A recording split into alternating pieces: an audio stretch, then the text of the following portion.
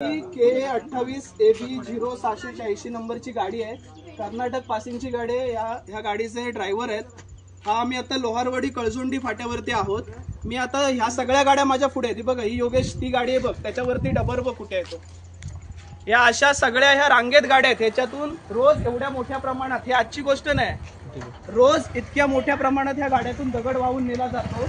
आणि आता मी या रस्त्यावरून तिकडून येत होतो पोलिसऱ्याकडून, माझ्या पुढे ह्या दोन गाड्या होत्या, यातला एक दगड ह्या गतिरोधक वरती पडला। नशिबाने मी कार मध्ये होतो म्हणून वाचलो।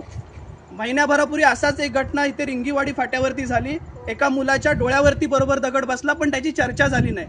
या सगळ्या गाड्या जर तुम्ही बघाल तर या सगळ्या कर्नाटक पासिंगच्या गाड्या आहेत। याच्या गाडीवरती कुठेही ताडपत्री नाही आणि ही 100% ओव्हरलोड गाडी आहे। 15 दिवसापूर्वी प्रांतानं पत्र दिलं या संदर्भामध्ये की या निवळीपासून हातकंब्यावरती जी माल वाहतूक केली जाते त्या माल वाहतुकीवर कोणाचंही नियंत्रण नाहीये।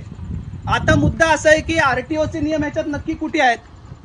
खुलेआम ओव्हरलोड वाहतूक केली जाते, कुठलीही त्याच्यावरती ताडपत्री नाही, कुठलीही प्रिकॉशन नाहीये। लोकांचा जीव गेल्यावर आपण या ठिकाणी पंचनामा करायला येणार आहोत का? म्हणून आता मी जयगड पोलीस स्टेशनचे पी आहेत पाटील साहेब, त्यांना कॉल केलाय, त्यांना या ठिकाणी बोलवलंय। मला याच्याशी काही देणं घेणं नाही, ही गाडी कोणाची, याचे मालक कोण आहे। माझा मुद्दा इतकाच आहे की या रस्त्यावरून जाताना जीव मुठीत घेऊनच जावा लागतोय।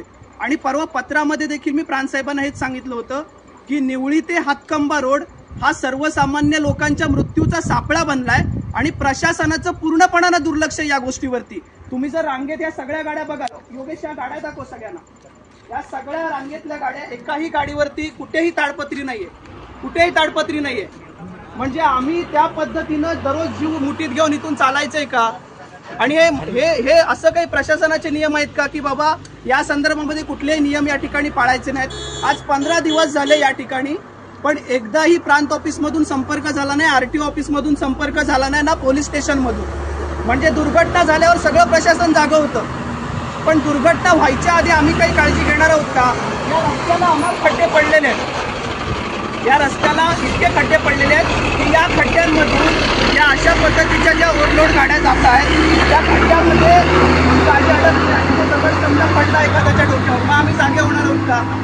या सगळ्या संदर्भामध्ये प्रचंड रोष या लोकांमध्ये, पण कोणी हिंमत करत नाही या संदर्भात बोलायची का? तर ह्या सगळ्यांना नेत्यांचा वरदहस्त आहे। माझा जीव गेला तरी चालेल, मी कोणाला घाबरत नाही। माझं म्हणणं इतकंच आहे की जर तुम्हाला धंदा करायचा असेल तर प्रामाणिकपणे नियम पाळून तुम्ही धंदा करा, आम्हाला धंद्याला विरोध नाहीये, पण ही गोष्ट कुठेतरी थांबली पाहिजे आणि प्रशासनाने याची दखल घेतली पाहिजे। आज कित्येक दिवस झाले सलग कोण त्याच्याकडे बघायला तयार नाहीये। 15 दिवसामध्ये प्रांत ऑफिसला एकदाही वेळ भेटला नाही का की नक्की कशासाठी हे सगळं चाललंय?